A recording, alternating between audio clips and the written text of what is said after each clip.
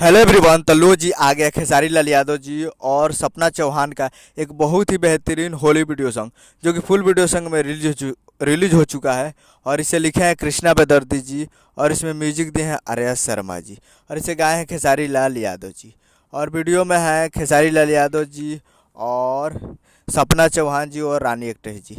दो हीरोइन है इस वीडियो में, जो कि आपको स्क्रीन कवर दिखाई दे रहा है, जिस सॉन्ग का टाइटल रखा गया बैगन बिछौना में, जो कि होली की 2023 का है। और फुल वीडियो सॉन्ग रिलीज़ हो चुका है और आज सुबह में रिलीज़ हुआ है। आज आज 15 तारीख को सुबह 6:30 पे फुल वीडियो सॉन्ग रिलीज़ हो चुका है। तो आप लोग अभी तक इसे नहीं देखे हैं तो आप लोग जाइए और जाकर फुल वीडियो सॉन्ग जाकर आप देख सकते हैं Fame Music Bhojpuri YouTube channel पे। Fame Music Bhojpuri YouTube channel पे फुल वीडियो सॉन्ग आप जाकर देख सकते हैं, काफ़ी बेहतरीन वीडियो सॉन्ग।